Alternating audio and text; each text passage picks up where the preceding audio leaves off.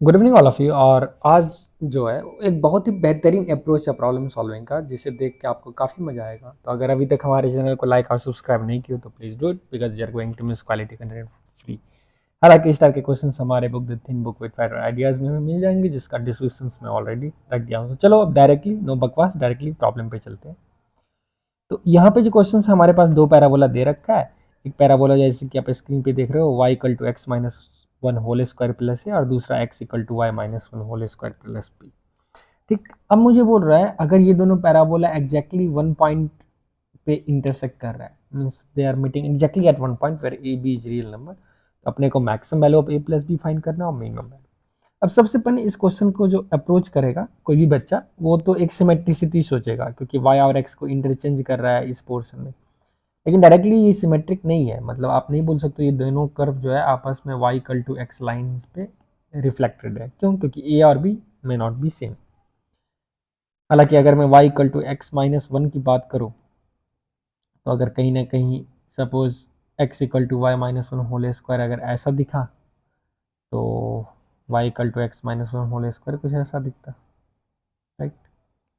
और यहाँ हम बोल सकते हैं ये रिफ्रैक्शन जो है वो कुछ ऐसा दिखता, at x equal to one y equal to zero हो जाता, right. And y minus one whole square at X at y equal to one x equal to zero हो जाता, तो कुछ ऐसा टाइप का दिखता। लेकिन यहाँ पे ये वाले सिचुएशंस भी नहीं है, क्योंकि सिमेट्रिसिटी यहाँ पे पॉसिबल है ही नहीं।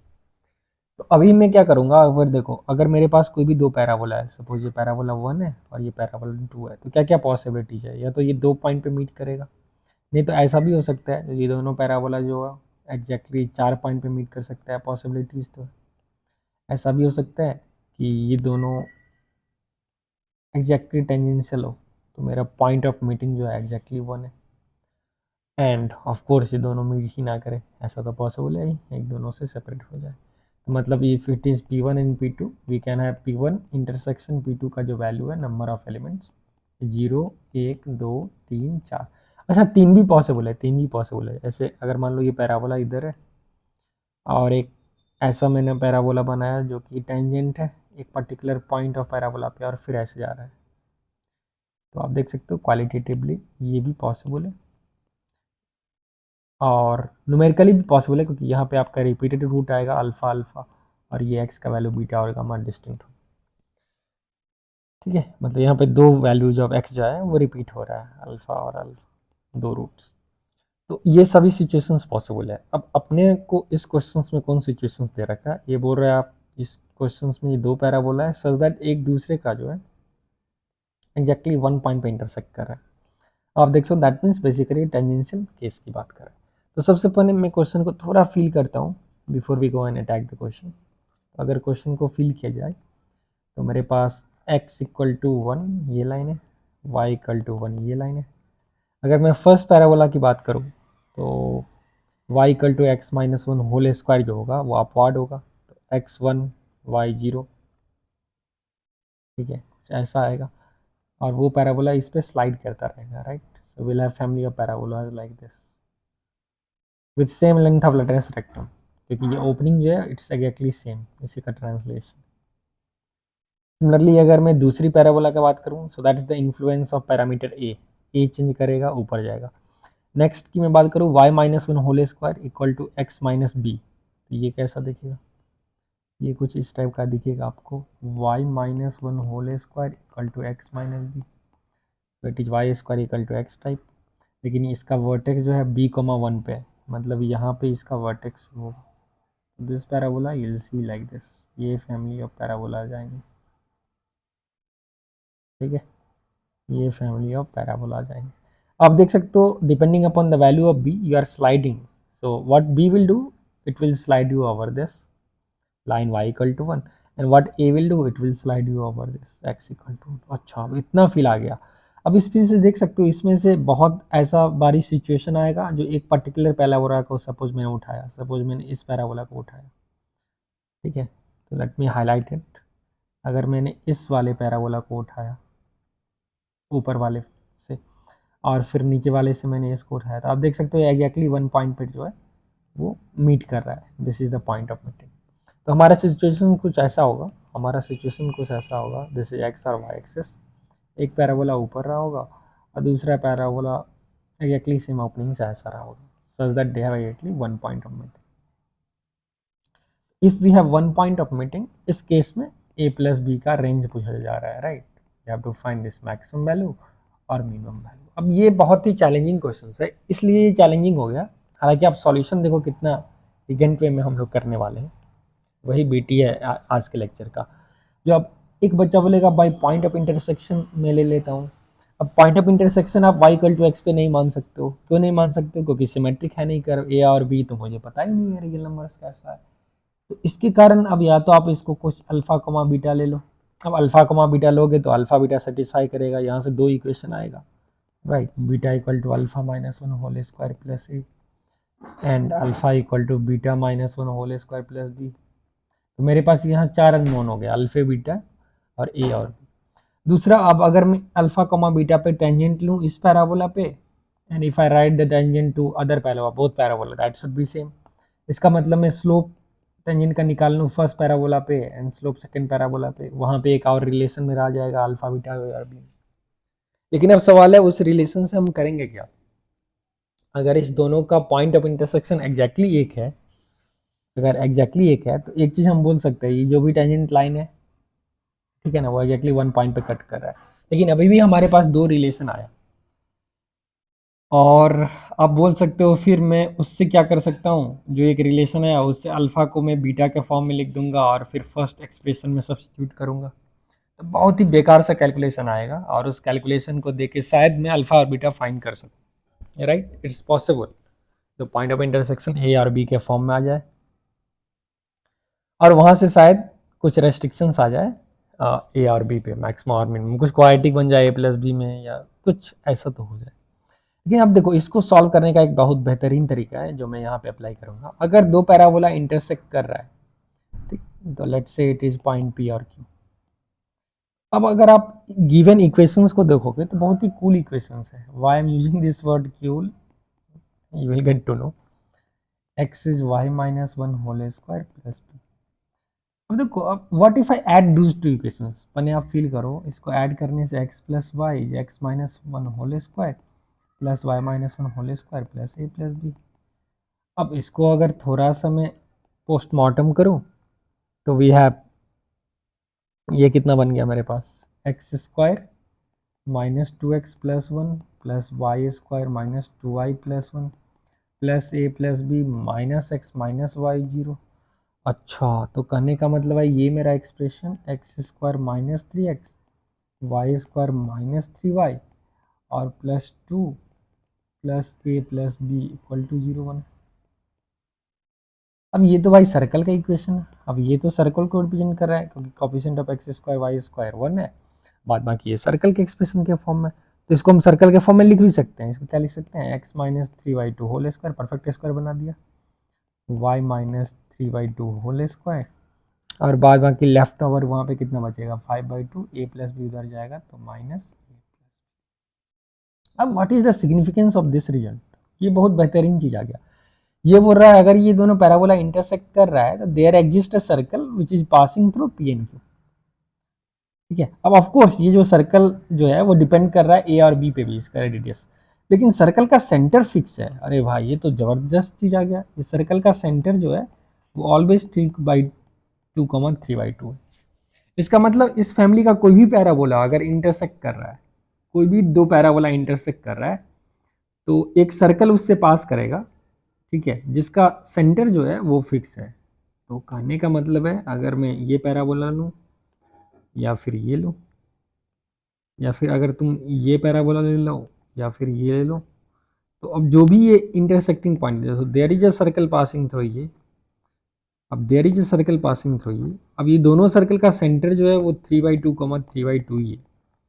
इसका मतलब कहीं ना कहीं आप यहाँ से फील कर सकते हो शायद ये सब पॉइंट ऑफ इंटरसेक्शन जो है वो कॉन्सेंट्रिक हो रहा होगा, कॉन्सेंट्रिक सर्किल क्रिएट कर रहा है, like one of the possibilities, may be may not. अब इससे मजाक की बात क्या आ गया, इससे सबसे जबरदस्त बात यहाँ से क्या आ गया ना, जो अगर ये सर्कल क्रिएट कर रहा है, तो इमेजिन करो इफ आई स्टार्ट रिड्यूसिंग इसका पॉइंट ऑफ इंटरसेक्शन पी और क्यू क्लोज आया। अनदर सिचुएशन में लेट्स से मेरे पास if I start translating this parabola in this direction, मेरे पास कुछ इस टाइप का आएगा। एक दिन कैसा सिचुएशन बनेगा कि दोनों पैराबोला टेंजेंशियल आ जाएगा, मतलब जस्ट टेंजेंशियल होने पे होगा। तो अभी भी एक सर्कल यहाँ से बनेगा क्योंकि सेंटर तो फिक्स है 3/2 कॉमन 3/2। तो वन डे जब ये जेनेटिक्स में इसका जनरेशन जो होगा एग्जैक्टली ऐसा हो जाएगा, जब ये टेंजेंशियल केस भी होगा फिर भी ना there will be circle passing through this point in this point, तो वो तो पॉइंट सर्कल हो गया भाई, वो तो पॉइंट सर्कल हो गया। अच्छा, अब ये वाली जो पॉइंट सर्कल है उसका सेंटर क्या है, वो पॉइंट खुद है 3/2 कॉमन 3/2। तो यहां से ये तो पता चल गया जो जब ये पैराबोला इसको टच कर रहा होगा, ठीक, मतलब टचिंग केस में भी ये जो टचिंग वाला पॉइंट होगा that is fix now 3/2 comma 3/2। अच्छा, तो मुझे पॉइंट भी पता चल गया ये पैराबोला जब टच करेगा। अब देखो जब x 3/2 होगा और y 3/2 होगा तो यहां से अब मैं बोल सकता हूं ये एक पॉइंट बन जाएगा, right. And moreover from here you can tell 5/2 minus a plus b जो है RHS में it should be always greater than equal to 0, so that is giving a restriction a plus b जो होना चाहिए वो always 5/2 से छोटा या इक्वल होगा। तो एक तो रेस्ट्रिक्शन यहाँ से डायरेक्टली आ गया a प्लस बी का मैक्सिमम वैल्यू 5/2। अच्छा, at what point this maximum will be achieved, 5/2 कब आएगा, जब ये 5/2 हो गया तो ये क्वांटिटी 0 आ जाएगा, then will get a point circle, मतलब exactly under this situation will get the maximum picture. ठीक है, मतलब जब अपने अपन के पास पॉइंट 3/2 कॉमा 3/2 आ गया, point of contact in fact point of intersection, and इस कंडीशन में a प्लस बी जो है वो 5/2 है। तो क्या मैं इसका a और b भी निकाल सकता हूँ, a और b भी बिल्कुल निकाल सकते हो, क्योंकि अगर आप ये वाले कंडीशन देखो तो दिस कंडीशन में now x is equal to Y equal to 3/2 point of intersection, जैसे ही मैं x इक्वल टू वाई यहाँ पे रख दूँ, x इक्वल टू वाई, तो ये सब x होगी, सब x होगी, तो वहाँ से मैं बोल सकता हूँ a must be equal to b। तो maximum value will be achieved जब a प्लस बी 5/2 है and a equal to b है, that will give a equal to b equal to 5/4। तो अब आप बोल सकते हो इसका वर्टेक्स जो आया एक का 5/4 कॉमा 1 आएगा और एक का 1 कॉमा 5/4 आएगा, ठीक। अंडर दैट कंडीशन एग्जैक्टली ये दोनों पैराबोला टच कर रहा होगा और पॉइंट ऑफ टचिंग जो है दैट इज 3/2 कॉमा 3/2 आएगा। तो आई गेस जो मैक्सिमम पार्ट है वो आप समझ गए। अब देखो मिनिमम के लिए I will be extremely greedy, extremely greedy. Minimum that is थोड़ा मोर ट्रिकी है। तो अगर मैं बहुत ही लालची हो जाऊं तो मैं a को 0 और b को 0 कर दूं, लेकिन अब वो तो पॉसिबल नहीं है क्योंकि पैराबोला फिर टच ही नहीं करेगा। अगर मैं a 0 कर दूं तो मेरे पास पॉइंट पैराबोला इधर आ गया और b 0 कर दूं तो मेरे पास पैराबोला इधर आ गया। अब क्लियरली ये दोनों पैराबोला जो है आपस में इंटरसेक्ट कर रहा है। अब देखो ये इंटरसेक्ट कर सकता है 1 2 3 4 पॉइंट पे भी, लेकिन अभी भी आप बोल सकते हो जो इसका सर्कल का सेंटर जो होगा इस चारों पॉइंट से भले ही इंटरसेक्ट कर गया, that can be another JEE problem and there is a circle passing through this जिसका सेंटर अभी भी अपन के पास 3/2 कॉमा 3/2 है। कैसे, क्योंकि अब if right now you will tell y equal to x minus 1 whole square and x equal to y minus 1 whole square. अब देखो इसका पॉइंट ऑफ इंटरसेक्शन जो है of course y equal to x line पे भी lie कर रहा है, ठीक है, y equal to x line पे भी ये लाई कर रहा है पॉइंट ऑफ इंटरसेक्शन। और दूसरा चीज आप बोल सकते हो जो if it is intersecting at 4 points so you add these equations x plus y is still x minus 1 whole square plus y minus 1 whole square। तो यहाँ से अपन के पास फिर से जो सर्कल बनेगा उसका सेंटर तो पक्का 3/2 कॉमा 3/2 है, हालांकि आप रेडियस भी निकाल सकते हैं। अब एक्चुअली अभी हम क्या करते हैं ना, मान लो कोई एक पैराबोला को हम फिक्स करते हैं तो दोनों जीरो से तो काम नहीं बना, तो क्यों ना मैं थोड़ा लालच को रिलैक्स करूँ और एक को जीरो कर दूँ, so that this vertex is 1 comma 0। तो मैंने एक पैराबोला लिया y equal to X minus 1 whole square, right, और दूसरा पैराबोला अभी मैं now I will slide them plus b। तो अब अगर मैं दूसरे को अगर जीरो से यहाँ पे लेता like wherever it is, it may not be that point, क्योंकि x 0 पे y 1 है, ठीक है। अगर मैं एग्जैक्टली यही पॉइंट आएगा, because at x 0 y is 1, तो ये पॉइंट ही है 0 का माउंट। अब इमेजिन करो भाई, इमेजिन करो अगर मैं एग्जैक्टली ये लेता, तब तो ये 4 पॉइंट पे इंटरसेक्ट कर रहा है, या फिर एग्जैक्टली 1 पॉइंट पे इंटरसेक्ट कर रहा होता। अच्छा, अब कोई कोई बच्चा बोलेगा सर एग्जैक्टली 1 पॉइंट पे भी तो ये इंटरसेक्ट कर सकता है ऐसे। अब ऐसे नहीं होगा, क्योंकि एक पॉइंट अगर ये है तो एक तो यहाँ पे मिल ही जाएगा ना, ठीक है। तो अब definitely I have to slide it up.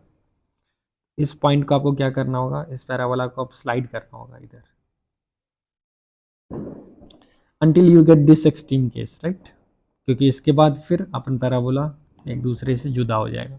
इससे पहले अगर देखोगे तो always there is point of intersection. तो हमारे पास जो एक सिचुएशन बना, हमारे पास जो सिचुएशन बना, वो एक ऐसा सिचुएशन पॉसिबल है जहाँ पे आप एक पैराबोला इधर हो और दूसरा इस लाइन पे स्लाइड करके यहाँ चले गए हो। So this is corresponding to a equal to 0 और ये b इक्वल टू कुछ स्पेशल आएगा, b स्पेशल वैल्यू। अब वो मुझे फाइंड करना है, इनफैक्ट आपको ग्रेटेस्ट फाइंड करना है a प्लस बी का। तो इस केस में मैं मिनिमम अचीव कर पाऊंगा, क्योंकि दोनों तो एक साथ 0 0 होंगे नहीं, तो कम से कम मैं एक को 0 करके दूसरे को मिनिमम अचीव। अब अगर आप देखोगे तो ये भी एक सिंपल प्रॉब्लम है, क्योंकि ये पैराबोला आपको ऑलरेडी पता है, that is y equal to x minus 1 whole square. Now you want this parabola to touch ये वाला x equal to Y minus 1 whole square plus, ठीक। फिर अगर आप सर्कल के कॉन्सेप्ट दोगे तो फिर से आप बोल सकते हो जो ये पॉइंट ऑफ कांटेक्ट जो होगा वो एक्चुअली क्या आने वाली है। तो अगर कोई बच्चा बोलेगा भाई पॉइंट ऑफ कांटेक्ट तो 3/2 3/2 ही आने वाली है, तो यहाँ से b का वैल्यू कितना हो जाएगा, अगर आप कैलकुलेट करोगे तो 1/4, राइट, प्लस b। तो b आ गया अपने पास 6/4 माइनस 1/4 विच इज़ 5/4। तो आपको लगेगा भाई ये तो b 5/4 आ गया। If b is 5/4 and a is 0, so that will give minimum value। अब आप बताओ भाई मिनिमम वैल्यू क्या करस्पॉन्डिंग टू b इक्वल्स 5/4 आने वाला है या नहीं, ये आप सोचो, ये आप सोचो। नहीं, ये एक्चुअली नहीं आएगा, क्योंकि ये गलत आंसर हो जाएगा।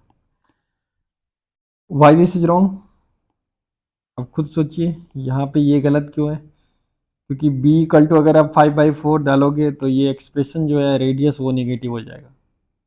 Actually what you can do is now you can calculate the value, आप इसका वैल्यू कैलकुलेट कर सकते हो, ठीक है। इसका वैल्यू कैलकुलेट कर सकते हो जब ये टेंजेंट हो गया पैराबोला। तो आप y को यहाँ पे डाल के क्वाड्रेटिक के लिए सॉल्व कर सकते हो। दैट विल रिक्वायर कैलकुलस, क्योंकि यहाँ पे अगेन कॉमन टेंजेंट वाले कॉन्सेप्ट से वी कैन डू। लेकिन आप यहाँ पे देख सकते हो जो कम से कम एक इंटरसेक्शन तो सर्कल का होगा ही 3/2 3/2 से,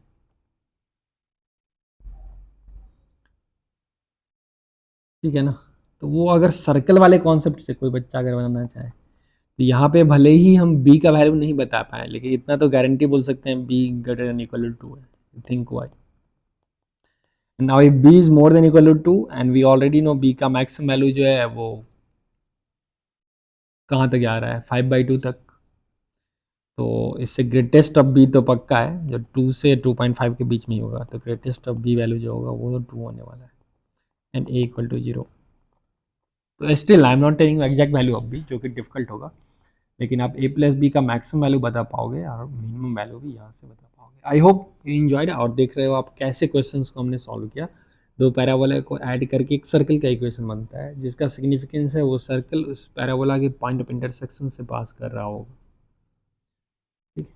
तो अगर आपको इस टाइप के बेहतरीन कॉन्सेप्ट और चाहिए, ट्रिकी आइडियाज़, तो आप हमारे चैनल को लाइक और सब्सक्राइब करो। Thank you.